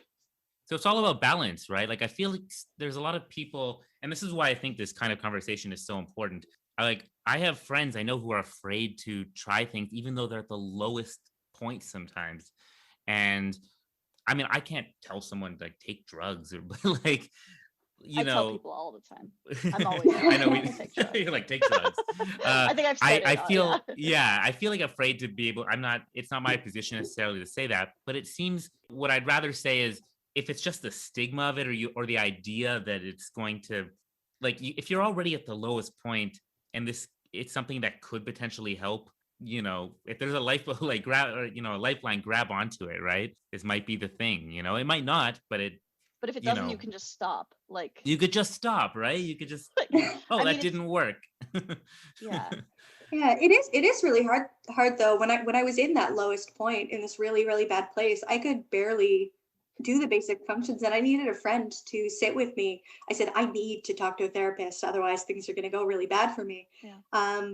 And I needed, and my partner sat with me on a picnic bench in the park while I made that call, because I didn't feel like I had it in me to do it for myself, even though I knew I needed it. Like for me, it felt like life or death, but sometimes you do need, if you can be that person who's like, you know what, let's do it right now. I'll sit down. I'm not saying this will work for everyone, but for me, I needed it. I wouldn't have done it if I hadn't had someone to sit with me and say, and just be that moral support while you help yourself. Yeah. Yeah, and that's, I mean, like, yeah, it's easy to say like, oh, just try whatever. But like, I mean, in the same way that it's very difficult to explain how those lowest lows feel, it's almost unreachable. It's like yelling down a hole and like they can barely hear you, like it's not, maybe a hole's not a good, like stuck in a well and it's like you can throw the rope, but maybe they don't, the sides are too slippery. This metaphor is, I love your metaphors. Getting way out of because I never know where I'm going with them, and I'm like, maybe that'll work. But so well, I really like your metaphor about an electric wire that isn't sparking. Like what it is that regulation, like you said, the medication like lets you be the way you want to be. Yeah. Well, that's the thing. I think like the reason I keep using that, because that's a metaphor I've used before, but like part of what I liked about it was that I didn't lose that like spark, because part of that, I mean, part of what drives us to be sometimes creative or things like that or that drives us to introspect is kind of that, not that we need mental health issues to be, but sometimes that discomfort or that unhappiness is kind of a bit of a motivating factor to, okay, I need to explore this, or I need to figure this out. Or those emotions, like I didn't want to lose any of that. And I didn't lose anything. It was just contained. It was no longer, something that I couldn't touch without burning myself. Like, yeah, That's important to say, because there are a lot of people out there who think, oh, for me to remain creative, a good writer, a no, good whatever I am, or to maintain my identity in a sense, I need to maintain this pain. And I yeah. don't think pain should be a part. If you can avoid pain, avoid it. Don't make that part of your identity. It doesn't have to be part of who you are.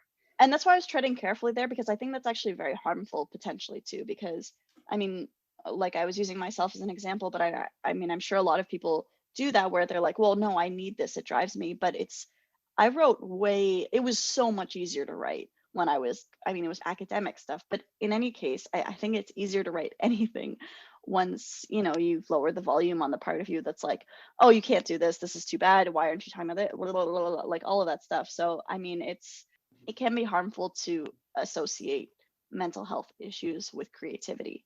So like, Amanda, I don't know if you have anything to say about this, and I don't know if I should ask you this question, but I think there are people who almost like the idea of being bipolar, because a lot of artists, a lot of like really well-known, successful writers or artists, something, have been bipolar, in particular that one. So I don't know if you've heard anything about that. If that's a question you don't feel like answering, and we can just cut this entire thing. But I don't know. It's like a weird, Is almost there a weird like positive positive benefit? association. It's like Yeah, can that's you definitely not something get I've heard of. Yeah, I've heard people say, oh, well, they're bipolar, and that's part of, they think like, this is the reason why they had this amazing art. Like you said, right, that is it's a harmful thing, but there is sort of this idea that, in, for example, this really manic place, maybe this yeah, incredible ideas come forth. I mean, there is that hyper productivity, that right, compulsiveness, that impulsiveness that comes when you're hypomanic. And sometimes for some people who are inclined to express themselves that way, like maybe it comes out as writing, maybe you just write and write and right, write. But I find for me, when I am hypomanic or I'm sort of getting there, I do feel this urge to express myself, this mm, need. And sometimes that's just the way the the pain, whatever you're feeling, needs to come out. For me, it's mm, in singing sometimes. And for me, so because I like to sing, but I don't do it very often. Sometimes if I'm in such a like in a really bad, emotionally heightened place, I need to sing. I feel like, oh God, I gotta sing or I'm gonna explode. And I'll sing or I'll write a poem, and it'll just flow out of me yeah, because of the place that I'm at. It's Mm. just like everything's brimming at the surface and you need to let it go. right, But what would it be like? Wouldn't it be nice to be able to sing when you're not feeling like yeah, Mm. the world is crumbling around you? Like, that's it's not you shouldn't have to go to that place to do a I thing that you love to do. I was gonna say, I heard it could also be a bit of an illusion too sometimes, right? Like in the moment you think, you're like, wow, this is genius stuff is coming out of me. And then like you give it a few days or a week and you're like, what was I thinking? Like we're Oh, like totally. Absolutely. Like, I mean, I wouldn't say I write poetry. I have written some poems. Sometimes I'm like, this is the best thing I've ever done. And like 3 days later, you're like, oof, oof. All I right. mean, I guess that can happen at any time, but I don't know. I guess I've heard sometimes people with, in a manic mode, Yeah, it because can be heightened that you're feeling. yeah, because you're in that place where you feel powerful. You feel such an Mm. intense sense mm, of self, and you're like, I have a unique message. I'm the voice. I'm the person. I'm the center of the universe. And that the art that comes from you at that time Hmm. probably reflects that sort of centrality that you feel when you're hypomanic. I have a question. When you would shift though from manic to depressive, I guess this is just a question I've always had. I don't know why I don't really know the answer. But when you would shift from one to the other, was it just like a shift from one to the other, or is there like a time when you were totally good in the middle, or was it always extreme to extreme? For me, it's usually been extreme to extreme. It'll usually go from high to low. And as I was describing, for me, a lot of the hypomanic episodes, or I keep saying episodes, but really they're weeks, right? It's a long Mm, period of time. It's not like I'm having, a bad day. It's a slowly ascending, heightening thing where, it goes mm, from just feeling good and feeling like, oh, I got all this energy. I don't need to sleep. It's so great. Um, to being in a crisis. And then once I sort of realize it, there almost can be, or sometimes you just wake up the next day, major depression, very, very, very, very low mood. All of a sudden, all the energy you had is gone. I remember a couple of these shifts because they're incredibly dramatic. And this maybe isn't for everyone, but it's not a decline. You're not going down the ramp to the other end. For me, it's all the energy is gone all of a sudden, and you are in a bad place. That's tough. Yeah. I've heard that lithium is something that was prescribed. Did you ever, for bipolar, is that something you've ever taken, or is that something you don't do anymore? I'm not sure. I don't remember hearing about all the different. Yeah, I think lithium is still prescribed. Yeah.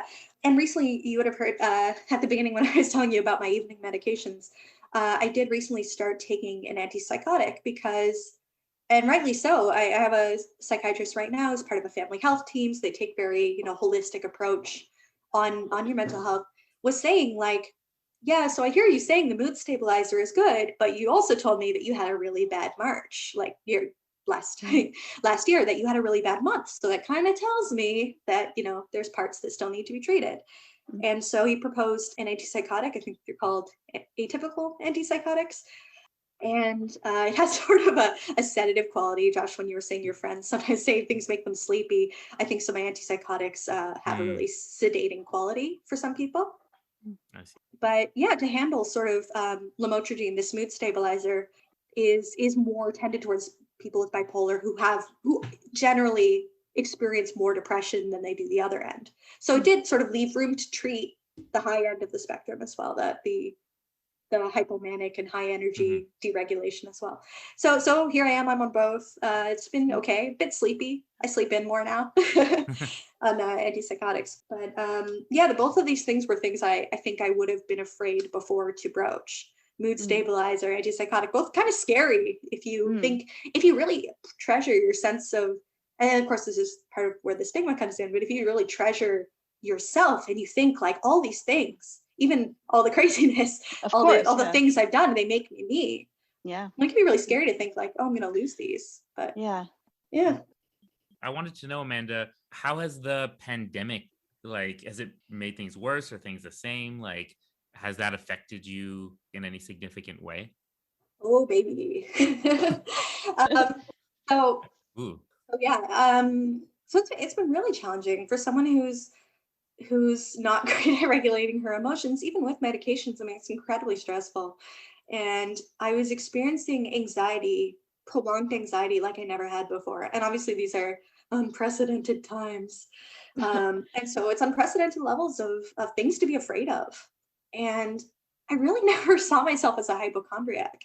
But all of a sudden, and there are things when I look back, okay, maybe I am a bit, but constantly I was afraid of the worst outcomes, and I was consumed by them. So I'm thinking a year ago, so when things first started, I was working in public health, which helps because I was bombarded by information all day long at work, and then in the evening you're reading the news, and it was just so much information and so much uncertainty, and I was still commuting to work on a hotline where I was answering questions about COVID that we barely knew the answers to. Yeah. And it was so stressful. And I started feeling, tightness and pain in my chest that, was probably anxiety, but just was so prevalent. And I feared the worst outcomes. I was so preoccupied with the idea that I was about to have a stroke. I was about to have because even in the beginning, we sort of know, and I don't mean to be a fearmonger, COVID can have really unpredictable responses in people, even young, healthy people can have these really severe outcomes. And so I was petrified and I was not coping well, even on the medication. I just happened to be at the time sort of trying to wean off the lamotrigine, but I couldn't manage. And I was in this state of just feeling so elevated levels of just all day long, feeling in my head and just obsessing over the thought. And so that is when so the antipsychotic I sort of knew was an attempt to deal with that a little bit. And part of what that does, because it's a sedative, is it helps you sleep. When you sleep, you tend to feel better. So it helped a little bit, but I still deal with that. Even today, I was saying to my partner, it's sort of dulled, partly maybe due to the exposure of just having felt this way for so long and being exposed to the level of risk that we're all exposed to every day. I mean, it depends where you live, but in Toronto, things are still risky. Mm-hmm. That, I still have that feeling. I have a pain in my arm, and that's, probably because my terrible desk job, I slump on my left arm all day. I get a pain and I think, this is my stroke. It's happening. And right now I'm in a pretty good place. I've been, a couple months ago, I picked up meditation with Headspace. I know I really do meditation. You guys go bond over your meditation. Yeah, it really, I think it has helped a little bit, because the big scary thing for me, like I was saying, I really admire Aya's ability to be introspective. Is, for me, my brain is a very scary place. It's where all the bad thoughts live. So you got to drown it out. And so being able to do Headspace has been helpful in the sense of being able to look at the thought. Again, I'm very amateur here, but look at the thought that's like, okay, you just felt something. What are all the things? Like, my mind would immediately start scanning my body, and then I'd go Google symptoms for an hour. Were you basically WebMDing yourself every time? Totally, every time. I read cancer, every time. Yeah. So it's helped me step back a little bit and to be like, okay, that's a thought. It's just a thought. It's a negative thought. Let's see if we can walk for 3 seconds without thinking, but like just letting that thought be a thought. And almost always it kind of dissolves a little bit. It's like a cloud in the sky. Yeah. Where's Miss Kinahan when we need her? Yeah, Miss Kinahan did meditate with us. Yeah, they say, like, sometimes I'll say some clouds are darker and some are light and fluffy, but you just let them pass, let them be there. Yeah. I don't know.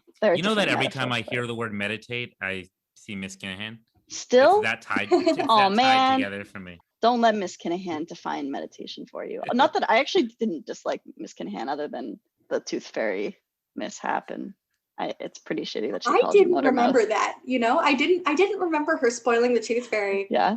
Although I do remember, feeling that was a big betrayal that our parents were the tooth fairy when I did find out. Oh yeah. Okay. Yeah, big betrayal. We don't grow up with Santa Claus, so we need a different kind of betrayal. Yeah. That's exactly how I feel. Yeah, I'm like, I wonder how much worse it is with Santa Claus. Like, one thing I associate with Miss Kinahan is that I remember that she told us that Canada had won the right for women to walk around topless, because there's a thing where it was, it was indecent if women did it, but men could walk around topless. And so it so happened during that year that women won the equal right to walk around topless if they so choose. And that's what I associate with her, is her sharing that information with us. Do you know what I'm realizing now? I think if I met her now, I'd be like, she's the coolest person ever. Like, I think you probably would. I feel like I'd like her. So cool. I would have liked Miss Kinahan too if she didn't kickstart nicknames for me that lasted. Yeah. Well, I was gonna say, so pandemic wise, because I feel like, for me at least, and a lot of people I know, one of the things that has been that benefits, I don't think it's just extroverted people, but in general, having friends and having, contact with people is good for your mental health, right? And I can imagine if you're already you're having mental health struggles, that that lack of contact. I mean, I guess you said you have a partner, but also that lack of variety in contact can make things exponentially worse for some people. Even for me, I'm self described, like, I'm fine mental health wise, and like I've struggled more than I've ever struggled this past year with bouts of little bits of depression and stuff here and there, dealing with, I don't want to go into all the details of what it caused me to think, but just thinking about my future and my job, what I like to do, making movies, has been shut down. I feel like there's a lack of forward momentum. That's a lack of productivity that makes me that puts me in a bad place. But for me, someone who's I love people and socializing. That's been probably one of the hardest things. And I live in a house with like 12 people, so I'm actually better off than a lot of others. But I'm just wondering, like, what's that like for you? Because I remember you're a pretty sociable person, right? You also seem to like people. Yeah, I definitely do. I would say I miss seeing people in person. Whenever I do see people in person, you're like, oh yeah, real life. Oh my God. And even the weather's getting nice again, and we can actually go stand outside. It must be even harder in the winter for you guys. Yes. Yeah. I'm Toronto in LA. Winter. It's nice all the time. Shut up, Josh. Yes, yeah, I'm bragging. Yeah, winter's hard because you can't really visit outside in the same way, at least not for very long. even if you can stand the cold, it's actually also like COVID, or like the droplets stay in the air for longer. Like it's not even like in the summer, at least, apparently it's not even as safe to be outside with other people in the winter. It's pretty, yeah. We maintained Anyways. some outdoor dining for much of it here. So there was still that opportunity. Oh my like God. I just went out on a date outdoors the other day. You don't even know then. Some noodles, to be on a patio. Okay, Josh. Soba. Okay. Oh, it was good. It was what do you call those, like, thick noodles? Udon? Udon. Soba. Yeah, I ate that outside in like a nice little outdoor dining thing the other night. And I'm like, wow, this is date night with my girlfriend. Tell us about your wonderful patio. You can cut this, but I was really just trying to brag about my date, which was nice. But so my question is, like, has it been a lot harder? I'm guessing even without socializing. Without socializing in a place with winter, like real winter. Yeah, well, one thing I've been keeping up, I have almost 3 regular weekly social events virtually with friends, which has been really nice. And I do find I get at least, the some amount of social connection. Like right now we're talking on Zoom and it feels like we're together hanging out, which is nice. Yeah. And so I've been playing Dungeons and Dragons. I meet with some friends, friends from work. We get together once a week to play games online, and some friends from school, we play games online too. And that is kind of doing it for me. I mean, yeah, I get sad that I'm not able to. One of the things I was really ashamed is, so I sing with a band, and we rung in the new year with a big party for our friends. We had about 150 friends in a studio space, and we played a gig, and we're singing together. We never sounded better. We worked so hard on it, and we're really looking forward to just keep jamming, keep playing together. And so playing music together is something we can't do. So that would have been like the 2020 New Year. Yes, 2020 New Year.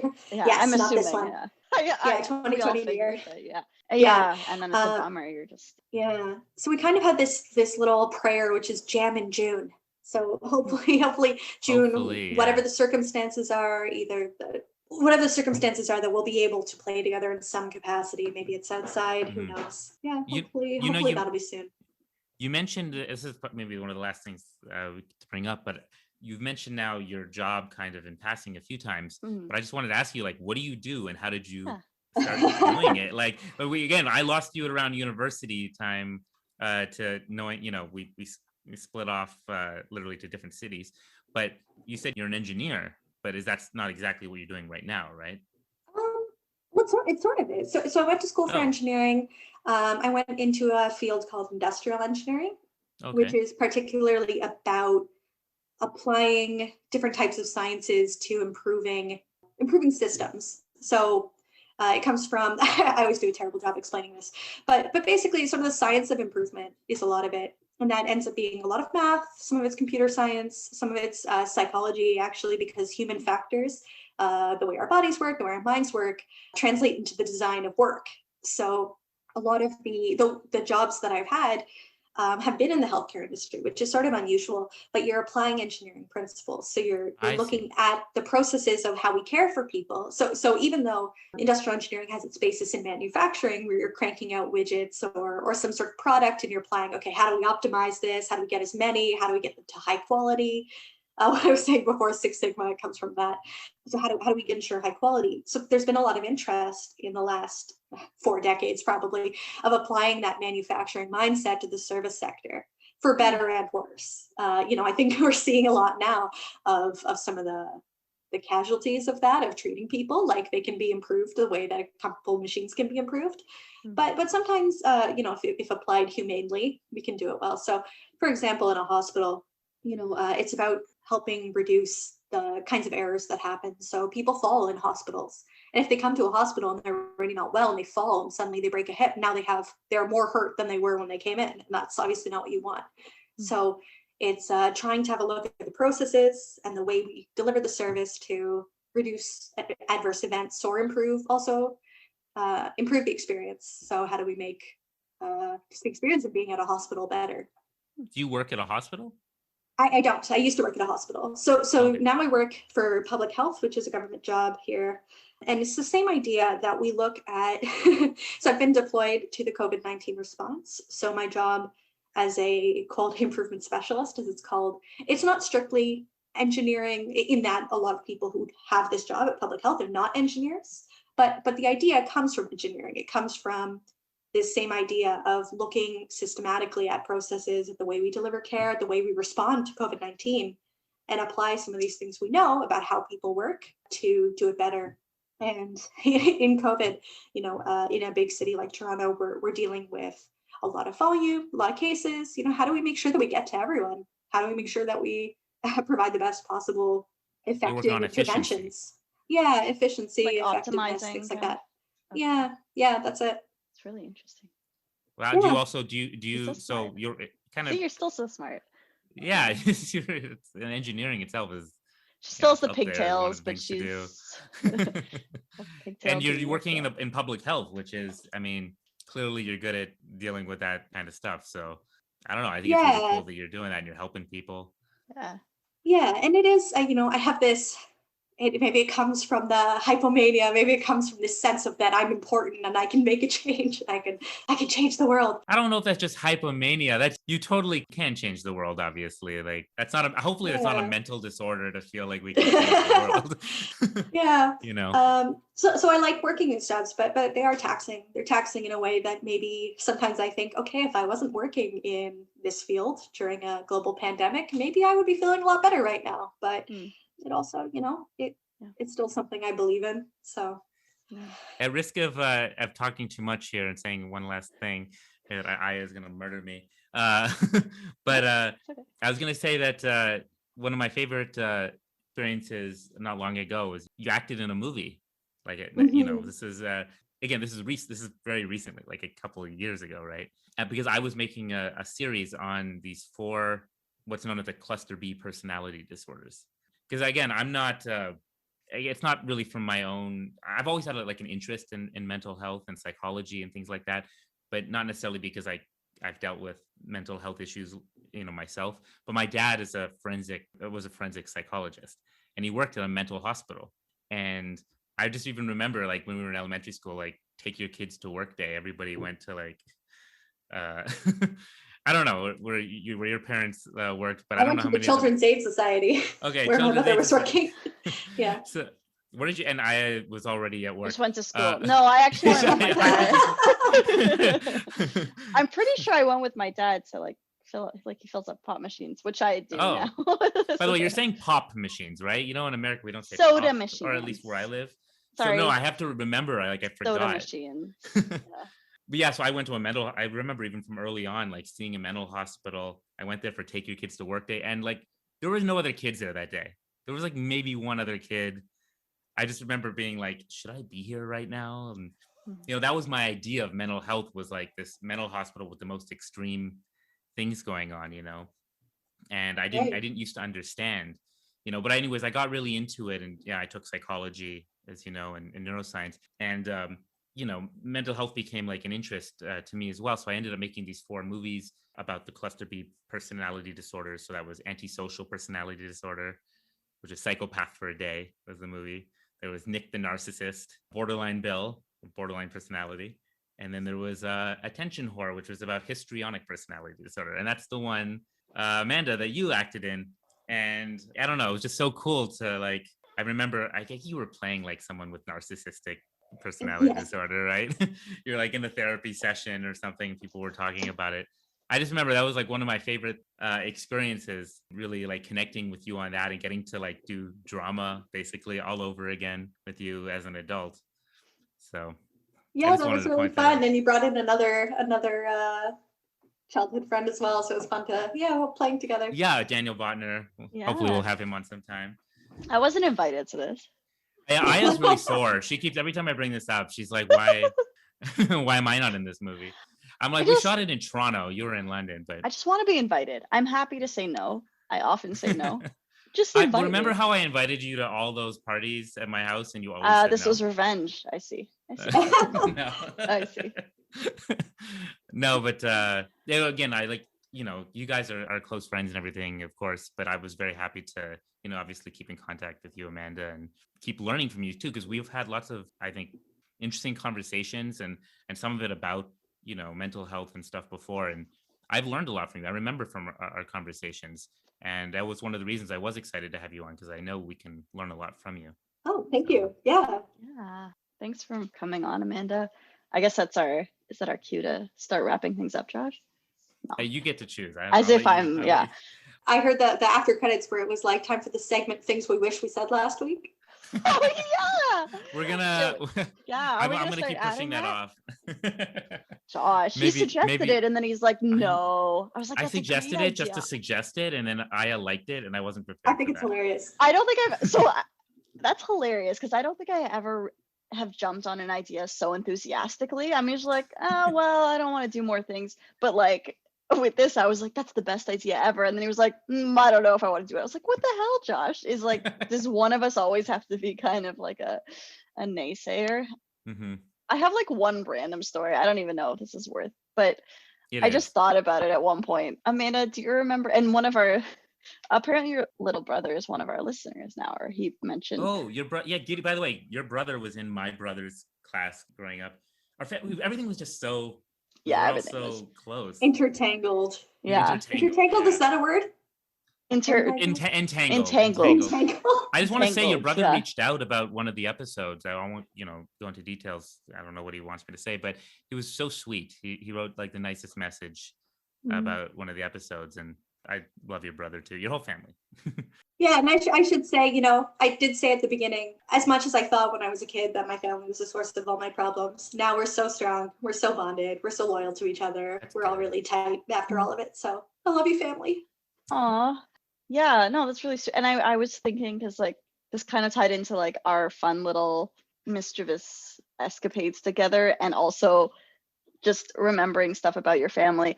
And I just remember we were hanging out in your basement, and we were like hiding in this one room where like the mattresses were, and we were so well hidden. And at one point your brother came downstairs and we started talking to him as if we were the voice of God. And he was responding, and eventually he was just like, "Dad," and he like ran upstairs. Then he came downstairs and was like, "Amanda." But I just really, for some reason, I just vividly remember pretending to be the voice of God to him. It was super fun. I'm sorry, that's great, but it was times. Yeah, that was one of my fun. Like there are many, but that was now I get to have that FOMO, that feeling of missing out. Yeah, feeling of hiding in Amanda's basement, as we often did. Yeah. It was great for hide and seek. I think we played hide and seek in our unfinished basement, like into high school. Okay. Oh man, were you were part of that group? I remember for some reason our high school group, one of our favorite things at parties was playing hide and seek. Yeah. Like it was the best. That was fun. So I think your basement must have been one of those. That's hilarious. Were you guys still close in high school too? Yeah. We were in one of the same friend groups. I would say Amanda was kind of a floater. I don't know if that's the right word. Yeah. Like I only hung out with them basically, but she hung out with multiple groups. She was like, I'm not limiting myself to this. I'm friends with everyone. So you were friends with kind of everyone, but you were at the same parties that I was generally. So thank you so much for coming on and talking to us about this. So, I mean, one is thank you for coming on. Two is thank you for coming on and, being so honest and like straightforward. I think a lot of people appreciate that, and it means a lot to people who feel alone and aren't, and they don't need to. And so thank you. And thank you so much, Amanda. Yeah, you're so welcome. I really hope that it comes through the way that you just put it so beautifully. Oh, thanks. And I guess this has been another episode of Adulthood Friends. I don't feel like saying all that stuff right now, but just the usual things. If you want to follow us and subscribe, just do it. You know what to do. Every podcast talks about it. So it feels like it cheapens it at the end when we have like a meaningful talk. Well, because I don't want to end this with like I don't know. I don't want to end it with. That's true. I understand the feeling about that, self-promotion and all that stuff. No. Yeah, you guys know where to follow us and listen to us. We're on everything. Exactly. You know what to do. If you want to do it, do it. And how do we end this thing usually? I don't know. I think usually I'm just saying something, and at some point I guess the music just sort of.